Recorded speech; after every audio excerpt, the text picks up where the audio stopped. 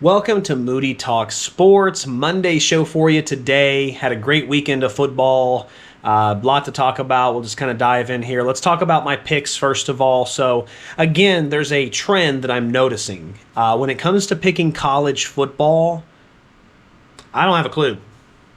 I cannot guess college football. In the past years, before NIL, before, multiple teams got better, and, and don't get me wrong, I love that. I think that's great for college football. I'm as big of a college football fan as I've ever been. I can't guess these games. I am shocked, flabbergasted, bamboozled at some of these games and the results. I went 7-12 again. That's been kind of my record every single week so far, 4 weeks in a row. 11-7, 7-11, 7-12, 6-10, whatever. That seems to be the case every week. I just can't seem to guess some of them. And I think they're pretty good guesses. I'm doing the research. It's just there's some shockers, and we'll talk about them. We'll talk about them briefly here in a second. When it comes to NFL yesterday, I was 9-2, and that's the only reason I have stayed afloat is because my NFL picks have been great. If you want to win money, go against what I say on college football, go what I say on NFL football, because I've had a winning record almost every single week in NFL, but college I've had a losing every single time. It's just like clockwork. You know what I mean? The sun rises and it sets. That's how it goes. So let's talk about why my picks with college were so bad. And then I do want to cover a couple things, like tonight we got the game, a doubleheader on Monday night. It's going to be awesome. I got my Bucs jersey on. I'm really excited. Can't wait to watch that. Should be a great game. Bucs are getting some of their pieces back. But let's talk about Friday night, Miami losing to Louisville. Miami, I thought, was the best team in the nation. And based on how they looked, Carson Beck was getting better every week. Now, don't get me wrong. You're allowed to have bad games. Of course you are. Everyone's allowed to have a bad game. But against Louisville, I know Louisville's a good team. I know they're a little underrated. But at your own house, that wasn't even a contest. Miami, I don't think, ever had the lead. And they lost by 3. They were favored by 12.5 points. I laid the 12.5 points. I thought they were going to blow out. Carson Beck, 25-35, 4 interceptions. 4 interceptions. You got to clean it up. And quick, because there is a lot of good teams in college football this year.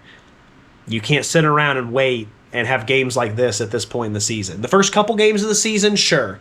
But you can't go up against ranked teams and smash the heck out of them and then turn around and play Louisville at home and lose this way. You just can't. I mean, you can, because you can still win out and make the playoffs, but it just doesn't look good. I was wrong. Ohio State is the best team in the country. And maybe it isn't close. I still would like to see Ohio State play a couple better teams, but right now they've earned that right. Nebraska going into Minnesota. 24-6. How good is Nebraska? I thought Nebraska was pretty good. I thought Nebraska was a legit team that could eventually, if they win out, they were ranked 25th. I thought they could get up to 15. They might have a shot at getting in the playoffs, maybe, if they really have a good run. No, you lose to Minnesota, 24-6. You get your butt handed to you. I'm out on Nebraska. I think that they might go to a bowl game. They might have a decent season, but I think the playoffs are pretty much out of reach at this point. Ohio State shutting out Wisconsin. I know Wisconsin's not a good team, but at this point, we can't look at college football like how we used to. We used to look at it where, like a few years ago, this would have been a 70-0 game because Ohio State would have just been so far better than everyone else. But because of NIL, because of the transfer portal, it's different. And that's great, but a 34-0 win in college football is a lot more toward the NFL side than it is the college side now. And what I mean by that is that, 3 years ago, if this had been 34-0, I'd have been like, man, what's up with Ohio State? They were favored by 50 points. What happened? But it's different now because all the teams in the league have gotten better. We have multiple teams that have great squads. So a 34-0 win is kind of like the NFL being 34-0. Maybe not exactly, but it's more toward that side. So that's impressive, and I think that's why I've underestimated Ohio State so much. I really do. They deserve to be number one right now. And until someone knocks them off the throne, they're going to be number one on the list most likely. Not to give it away for tomorrow or the next day, but it's the truth. It's the truth.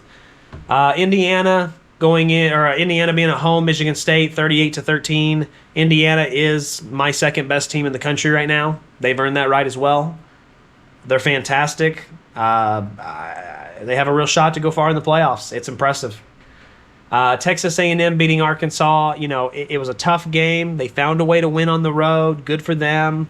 I think they had a good game. Defense wasn't as buttoned up as I thought. I know Arkansas is one of those sneaky good SEC teams, but we're still talking about a 2-5 Arkansas team. I needed to see a little more. I was expecting that game to be a blowout, or at least double digits. Tough game. You get away with a win, which is good, but I would have liked to have seen more. Ole Miss and Georgia was, really for a while an all-time classic. Ole Miss just couldn't finish. 0 points in the fourth quarter. Georgia had 17. 43-35 is your final. I don't know if Ole Miss maybe just wasn't ready for the moment, but Ole Miss is a good team. But I had looked for a statement game, and through the first three quarters yesterday, I had it. I thought, this is it. This is the statement game I needed. But I'll be real with you. When I saw that 0 in the fourth quarter, I turned the game over, saw 2 3-and-outs in the fourth quarter, couldn't move the ball, couldn't finish. When it comes playoff time, there's one thing you got to do: play in the fourth quarter. So I'm still a little nervous. I think they're a great team, but I'm not convinced they're going to be a team that goes far in the playoffs. Not yet. I'm just not there. I don't know what to think of Tennessee. Every time I sit here and I look into this camera and I say, guys, Tennessee's really good. They're really good. If it wasn't for like a little mishap with Georgia, playing conservative, they're great, yada, yada, yada. It's almost like Tennessee hears me and they go, oh, Nick thinks we're great. All right, hey, you fumble on this drive, I'll miss a pass on the next drive. They got shellacked by Alabama. I'm out on Tennessee. I don't think they have a chance to be a contender. I just don't. And it's a darn shame because they got a good squad, but too much inconsistency. You can't come out one week and put on a show and, put on a light show and a laser show, and then the next week and come out and look like you don't even know what sport you're playing. You just can't. Texas Tech getting upset is huge. Texas Tech is another one of those teams where I know you're going on the road. They played a tough game, but Texas Tech was one of those teams, for me at least, where I wasn't sold for a while, and then I was sold. Now I've kind of had to pump the brakes a little bit. Because again, if Texas Tech loses to Oregon, Tennessee, Alabama, Georgia, Ole Miss, any of those teams, whatever. But losing to Arizona State, it was a 4-2 team at the time. I'm not out, but I'm starting to look over the edge on the cliff. You know what I mean? I'm like, it's getting there. So we'll see. Oregon demolishes Rutgers, as they should. Vanderbilt beat LSU. I thought they would. Vanderbilt, I think, is highly underrated, and I think LSU's overrated. I haven't seen a lot from LSU. I hadn't seen a lot of, flash and wow. And Vandy put it on them. Easy peasy. Georgia Tech was the underdog. And listen, if you are betting, I know I'm not good at college, but if you see Georgia Tech as an underdog, there's very few cases I wouldn't take them. I've been taking them for weeks at -20, -18, -25, and winning. So when I saw they had +2.5, I pounded it. They won 27-18 outright on the road. That's a good team. That's a good team. Don't underestimate them. I had USC +9.5. They lost by 10. I knew Notre Dame was probably going to win, but I thought it was going to be with a touchdown. It's a shame. Can we stop talking about USC being one of the top 10 teams? There's a couple guys. Joe Klatt's one. I've seen a couple other ones on ESPN and stuff. They want to put USC in the top 10. I didn't see that. I disagreed with it. Now that USC is 5-2, can we pump the brakes on that? Again, I'm not saying they're a bad team. I think they're a ranked team. I think they're a top 25 team. I think they're a good team.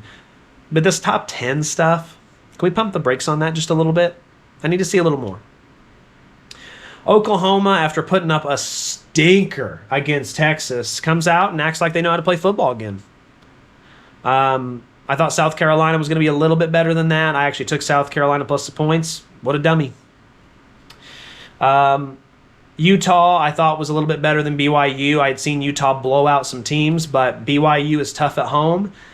Each team only played 2 quarters. Neither team scored in the first quarter. Both teams scored in the second quarter. Neither team scored in the third quarter. Both teams scored 14 in the fourth quarter. So I'm not sure who wanted to win, who wanted to lose, but BYU came out on top, and I lost that one. Missouri is a darn good team. I've said it for weeks. Missouri is a good team, and they went on the road to Auburn. I know Auburn's 3-4, but Auburn has had to play a lot of tough games. Auburn's a great team, and they beat them on the road. I know I had to go to overtime. Don't care. They got the job done. Missouri's a good team. Washington State, I had plus the points just because they played Virginia. I wasn't sure how good Virginia was. Virginia wins by 2 after scoring 12 in the fourth quarter, and Washington State scored 0. You got to play in the fourth quarter. And one thing that really bothers me, I don't know if that's what happened in this specific game, but I saw it happen in the NFL, especially with Denver Giants yesterday. The worst thing you can do as a coach is if you've played a game for 3 quarters and you've won in those 3 quarters, you can't change your defense in the fourth to play soft zone just to make sure they don't have anything deep. I get the logic behind it. Hey, we don't want to make sure they don't get behind us, just allow those short. But here's what happens every single time you do that. They start completing passes, 5 yards, 10 yards, 15 yards, just little stuff over the middle. A guy makes someone miss, 15, 20 yards. They get confidence. Okay, they're letting us have this underneath stuff. Next thing you know, touchdown. Okay, we're going to run. Okay, we'll just punt it back to them. Again, cover 2, cover 3. Nothing cheap, nothing deep. What happens? 10 yards, 10 yards, 10 yards, touchdown. It's the worst thing you can do. If you're playing a game, and let's just use the Broncos Denver as an example, and it's 30-0 at the end of the third quarter. Don't change a darn thing. Keep it exactly the way it is. Don't play soft cover 3 and say, okay, we're just going to allow them not to get behind. Why? You haven't allowed a point through 3 quarters. Why all of a sudden would you change it? Why would you allow them to get into a rhythm? I see the Bucs do this all the time too. It drives me nuts. We did it against the Jets earlier this year. We were up 26-6. Had the game in hand. We started playing soft cover 3, just letting them have it underneath. Next thing you know, Tyrod Taylor got into a rhythm. He started feeling himself, had a little swagger, started sidearm. Next thing you know, they're in it. They almost won. It's bullcrap. It's so bad on coaching. It's bad coaching. You can't do it. I understand. If it's 30-0 and you're playing that same defense and they happen to throw a bomb and get it on you and it's 30-7, okay, maybe then you play a little softer. I get that. You can adapt. But why would you change if it ain't broken? You're beating a team 30-0 and you change? Again, I don't know if that's what happened here, but I see this all the time in the fourth quarter. Teams that have no business winning will just go to a really soft, hey, let's just try to win this game. Let's play not to lose. No, you got to play to win. Play to win. Just my 2 cents. South Florida's a great team. They blew out Florida Atlantic. That was an easy one for me. Texas barely beats Kentucky. Kentucky is one of those, sneaky SEC teams. I still don't think Texas is as good as most people think they are. We'll see. Memphis, I thought, was a really good team. They were 6-0 at the time. Got shellacked by UAB. Excuse me. Yeah. I don't get that. I know you're on the road. I know UAB's 3-3, but Memphis looked good. They looked like they were one of those sneaky teams that could get in and actually have a run. No, not anymore. Cincinnati, 6-1. Go them. Blew out Oklahoma State. I took Oklahoma State in the points just because they were at home and they got so many points. Didn't matter. Cincinnati laid it on them. 21 in the second quarter, 21 in the fourth quarter. Good for them. All right, let's move into NFL. Just talk briefly. Steelers, Bengals. If you're the Steelers, you pride yourself on defense. I know divisional games are tough, but when you spend the most money on defense, you can't let Joe Flacco throw for 350 and 3 tutties. I mean, I'm sorry, you just can't. I know Steelers teams in the past have always won with that tough, gritty defense, and I like that. Now you have Aaron Rodgers in there who's actually performing pretty well. You can't give up that gritty defense. This has been years. This has been 10 years of gritty defense winning games. Now all of a sudden you get a guy in who's competent, and now the gritty defense is gone. We got to figure it out. Got to clear it up. I thought the Jaguars were good. I'm starting to wonder. I mean, they were 4-1. They had just come off a win against the Chiefs. I thought Rams without Puka Nacua were going to be, not the same team, but 35-7. Travis Hunter, 8 receptions, 101 yards, good for him. But yeah, I mean, I think Jaguars still have a lot to. I mean, I think they're a solid team. I don't think they're a bottom team, but I thought they were like going to be one of those sneaky teams that's like, oh my goodness, they're going to make a run. No. Bears now have a winning record, 4-2, which you have to respect. I know they haven't played a ton of great teams, but when you look at what the Bears have done over the last few weeks, you got to give Ben Johnson some credit. He has come in there. It took him a couple games. He's changed the culture. He's winning. He's winning effectively. Caleb is starting to look good. The running game's there. Good for them. Dolphins, Browns. If I was the Dolphins owner, today would have been Mike McDaniel's last day. And I like Mike McDaniels. Good guy. Struggled in the past with stuff. I know. He has a beautiful family. God bless him. Always praying for you, buddy. But this is a job situation, and this team's pitiful. This team is pitiful. The leading quarterback for the game was Dylan Gabriel, 13 of 18 for 116 yards. Leading receiver for the game was 2 receptions, 45 yards, Eskridge. That's a pitiful team. When you come in as an offensive-minded head coach, you come in as the guy who, okay, he's not a culture builder. He's a little quirky, which is okay, but he's supposed to be the offensive genius. Comes up with all these different plays and gets guys involved, and that's awesome. There's guys in the league who are very successful at that. 6 points, a 1-6 record, 0-4 on the road. Thank you for your time. Thank you for your commitment. We wish you the best of luck. That's what my response would be.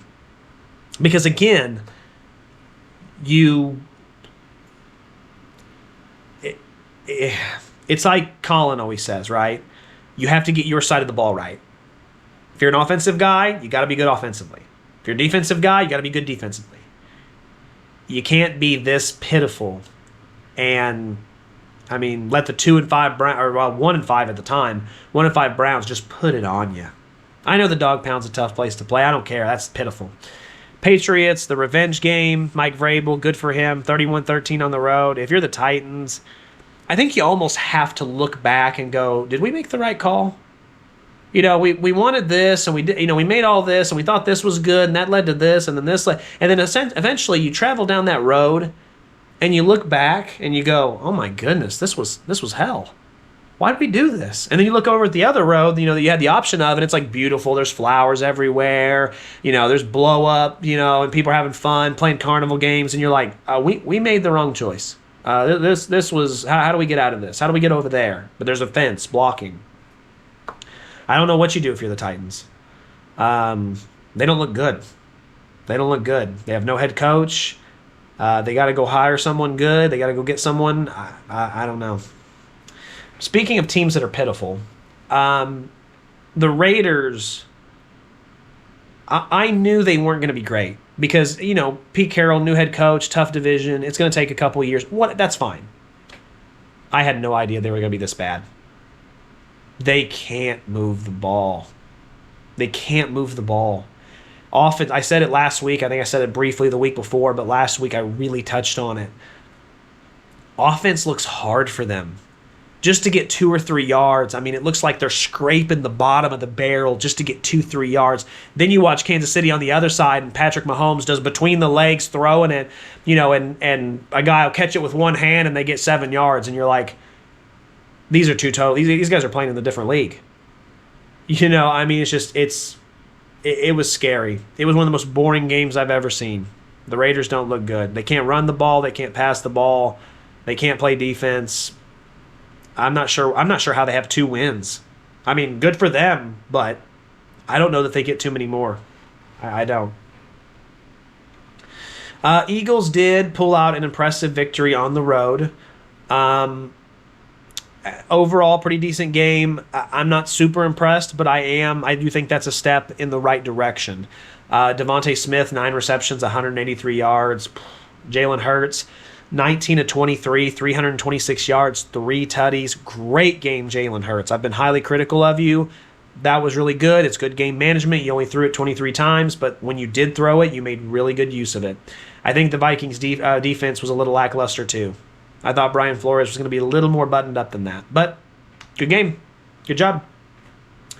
Panthers over the Jets. I'm surprised this game, the line was as close as it was, but Panthers, I think, are a solid team. They've now won like 3 or 4 in a row, but they're playing a lot of, scraps, which is fine.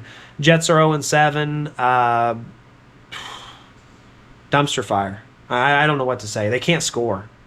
I know Justin Fields isn't an ideal quarterback. I know he's not the type of guy that, you have him on your team and your team's, elevated. But with the Steelers, he wasn't this bad. I think the Jets are just a bad organization. And I don't know that. I'm just guessing. But it just seems like anyone who goes to the Jets just looks miserable. But I will say this. The Jets' defense is finally clicking. So their head coach is at least getting his side of the ball right. But the problem is, offensively, I don't know what they do well. Or what they do at all. Giants Broncos.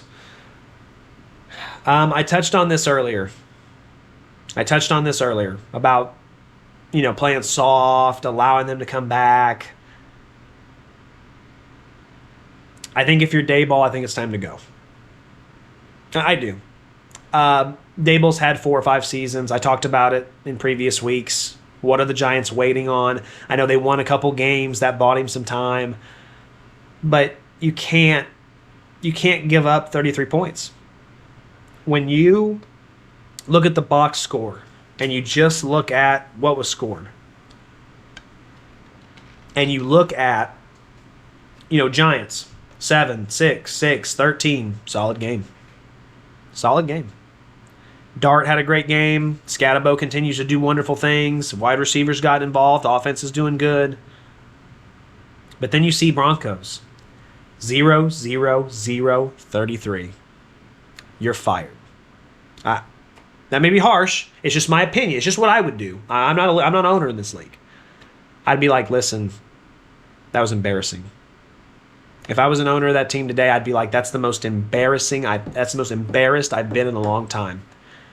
To be on the road and just be crushing a team that a lot of people have in the playoffs, and then to give it away, have the kicker miss extra points. Thanks, but no thanks. Appreciate your service. We'll find someone else. Just my opinion. Colts are legit. They have been, but I know there's a lot of people who are still like, well, I don't know. No, they're legit. They have a great coach. They have a great coordinator. They have a great offense. There's a lot of camaraderie there. Those guys like playing together. It's fun to watch. It was really, really, really fun to watch yesterday. It really was. I think the Chargers are a good team, but the Colts made it look easy. The Colts look scoring easy. They're the complete opposite of the Raiders. The Raiders are scraping the bottom of the barrel for a yard. Colts fumble the ball, pick it up, fumble it again. Someone slips on it like a banana peel, and they still get 5 yards. It's the complete opposite. It really is. I don't think the Commanders are a good team. A lot of people were really high on them. I was very surprised considering how much we've seen sophomore slumps. Sophomore slumps have been happening ever since I was a kid. I can remember being 7 years old and them talking about the sophomore slump, and it happens all the time. C.J. Stroud, Trevor Lawrence, lots of guys have sophomore slumps. It just happens. The amount of people I saw on whether it was ESPN, Fox, YouTube, whatever, that were like, "Oh, Jaden Daniels almost took him to the promised land last year. This is going to be an elite team. They might go to the Super Bowl." I just never bought into it. I needed to see some games. I thought it was going to be maybe another playoff season. They're 2-4. They're 3-4, excuse me. I know that Jaden's been hurt a little bit. I get that. But they haven't looked good, and they got blown out by the Cowboys, who are an average team, because they have an amazing offense and a terrible defense, and that averages out to be average. So they're an average team. But Commanders just don't look that good. They just don't. I don't know that they're a playoff team this year. That's a tough division. I think the Cowboys beat them. And I think they already got the tiebreaker, so. Packers do squeak out a win on the road. They played tough in the fourth quarter. I'm not super impressed with the Packers as a whole. But the thing is that when you can go on the road and you can find ways to win and you can play and score 14 in the fourth quarter and get it done, that's situational football. That means something. It's important.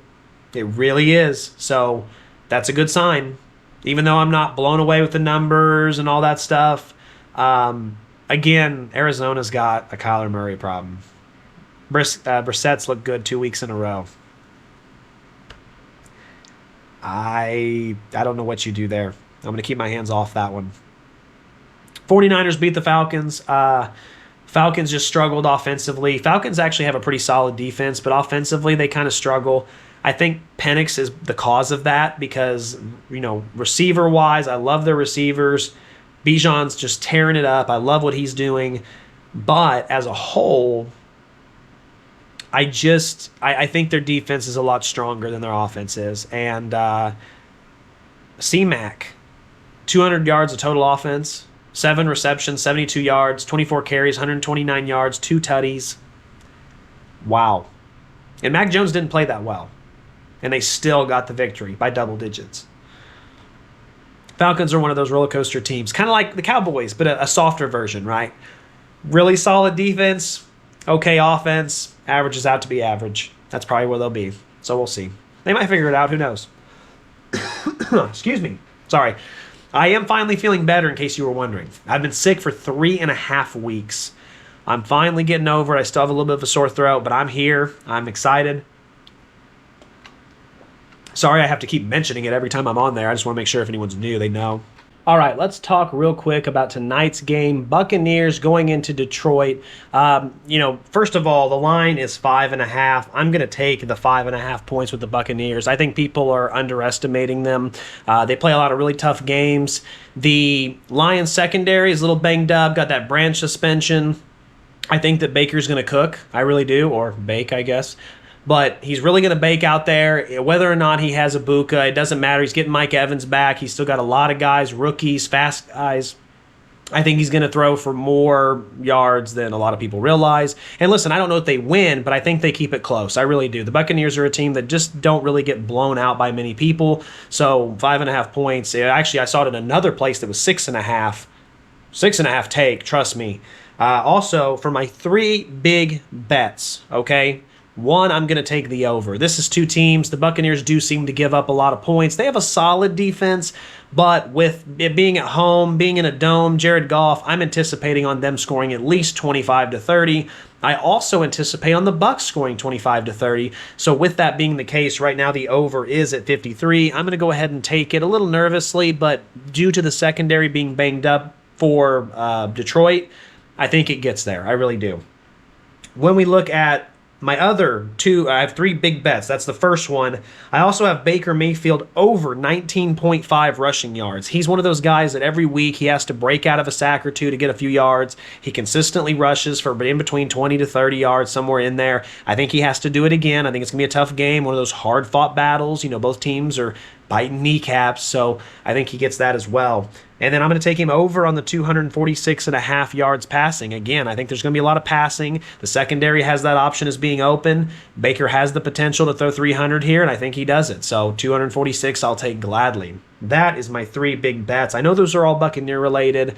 Sorry, I know there's some Lion ones I'm sure too, but I mean, I got the jersey on. I'm excited, so you can't blame me. But I will say, I think the Lions still do good. I think they have a great offensive game. I think Jared Goff goes off. It's hard to run against the Bucs, so I don't think they run the ball very well, but I expect Amon-Ra St. Brown to really eat and at least get a touchdown there. Another one of my big bets that I didn't even mention, but I do want to talk about is Rashad